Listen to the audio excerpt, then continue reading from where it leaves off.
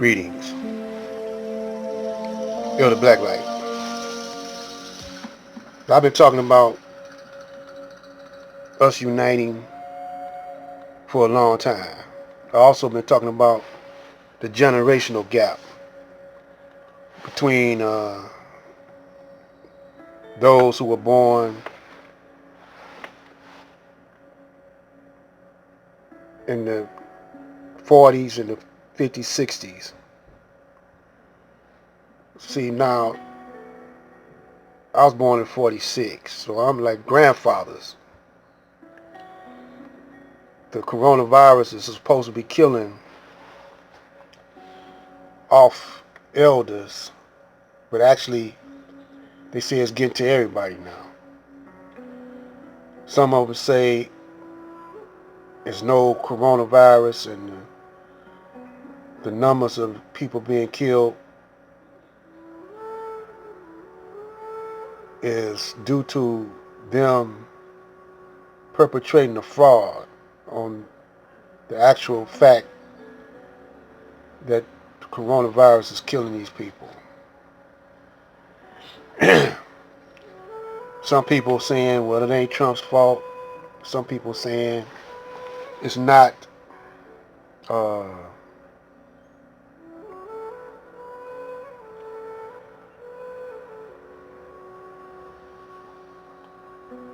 the United States' fault. It's China's fault. And all this is happening. So y'all just focusing. Most people are just focusing on current events. You don't never go to the root. So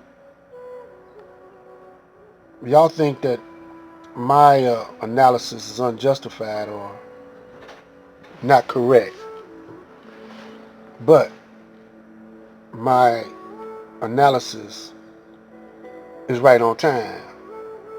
But the reason why some of you younger ones don't agree is because you were brought up in a different point of view, because you didn't experience certain things. For example, you didn't experience when Martin Luther King had to get when he had to go to jail and just for protesting, when the people threw rocks at him and hit him with rocks and got dogs sicked on him. Y'all didn't experience that. But I was very young when that happened. I was about somewhere around 10, 11, something like that. And when I seen it, that the police was sicking these dogs,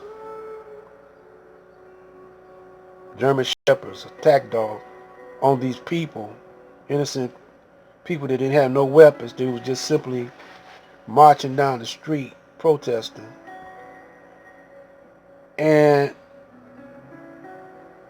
I was young then. I got mad because, I grew up in the hood and somebody sick their dog on you or something, that dog wind up dead. You know, so back in the day, if a person had a mean dog that got out or whatever, they would feed the dog some ground glass, you know, and some hamburger meat or something. Kill him, or poison him in some kind of way, or shoot him. Back in the day over in Detroit, we wasn't as soft as y'all are, or understanding, especially towards Caucasians, because Detroiters were different than they came from down south too. Most of your southern blacks, they were scared to leave out the county or out the state that they were in, and they bowed down to Caucasian, but the blacks that came up here that worked in the factories, they had to encounter racism just by getting in the union. They had to fight, bloody fights. And just by going to school, we had to fight. Just I went to a school called Custer, like General Custer, and Post Junior High, and Mumford. And we had bloody fights, not only with the students or the white gangs that went to these schools. They had motorcycle gangs, white motorcycle gangs, and they had hot rod gangs. Looked like the Fonz, They all wore black leathers,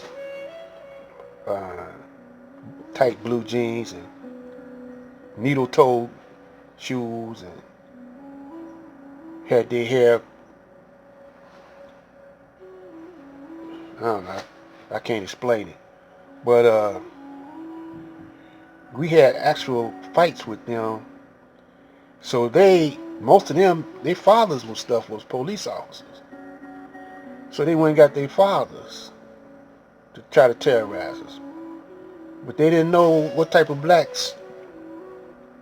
I've told this story in my videos a lot of times, but I'm refreshing it, your memory.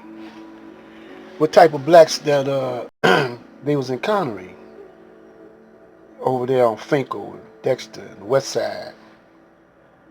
And we would fight the police. I remember one incident at Mumford High that we were fighting, and they called the police, and so we got them boys that didn't go to school, our big brothers, and they came up there from, a lot of them came from other districts, but and then a lot of them came from other schools like Northern, Northwestern, and Central, and we was actually turning over police cars. I'm gonna tell you an incident about myself when I went to Post Junior High. Maybe not in this video, but in the videos to come, maybe in the next video. This is all leading up to this video that I want to show about the United States of Africa, and I'm going to also relate the supreme wisdom lessons to that, and also relate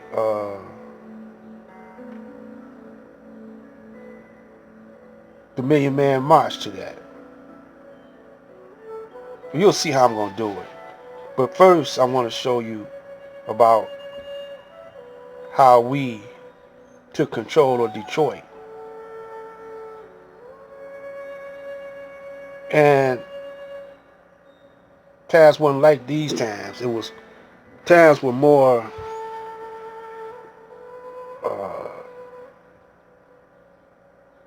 the atmosphere was almost the same, but the scientists have advanced their weaponry, and their technology.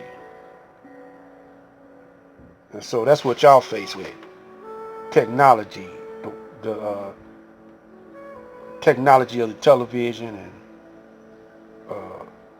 other biological technology that's dealing with nano weaponry.